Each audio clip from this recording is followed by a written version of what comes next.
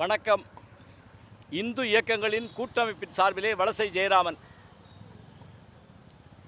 இன்றைக்கு பாரத தேசத்திலே இந்துக்கள் படும் பாடு சொல்லனா துயர்.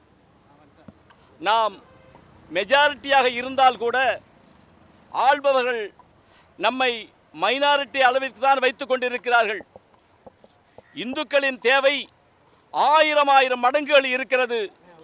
அதனால் தர்மயாதீன குருமணிகள் ஸ்ரீலஸ்ரீ மாசிலாமணி தேசிகர் அவர்கள் உலகெல்லாம் சென்று இந்து சமுதாயத்தினுடைய மேன்மையையும் சனாதன தர்மத்தினுடைய கொள்கையும் பரப்புவதற்காக இன்றைக்கு அவருடைய 60 வயதிலே தன்னுடைய உடல்நிலையெல்லாம் பார்க்காமல் வெளிநாடு சென்று கொண்டிருக்கிறார்கள்.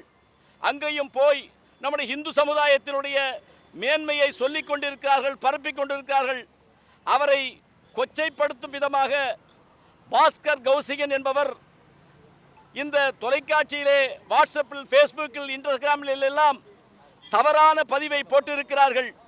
ஒரு சன்னியாசி, ஒரு துறவி, ஆயிரம் கல்விக்கூடங்களை நடத்துபவர், மருத்துவ சாலையை நடத்துபவர்கள், அன்னதான கூடத்தை நடத்துபவர்கள், நாளும் சைவ சமயத்திற்காக தன்னுடைய உடலை வருத்தி கொண்டிருக்கக்கூடிய தர்மயாதீன குருமணிகளை பற்றி அரசியல்வாதிகளை விமர்சிப்பது போல் பாஸ்கர் கௌசிகன் விமர்சிப்பதை கண்டித்து எங்களுடைய இந்து அதிரடிப்படை தலைவர் ராஜகுருவுடைய தலைமையிலே நாங்கள் சென்று இன்றைக்கு ஐஜியை சந்தித்து எங்களுடைய மனுவை கொடுக்க போகிறோம்.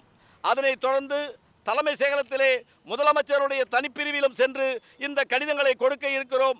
எங்களுடைய சன்னியாசிகளை, துறவிகளை, இந்து இயக்க தலைவர்களை யார் எங்கை கொச்சைப்படுத்தினாலும் நாங்கள் சும்மா இருக்க மாட்டோம், வாளா இருக்க மாட்டோம் என்பதற்காக இன்றைக்கு இங்கே வந்திருக்கிறோம். நன்றி, வணக்கம்.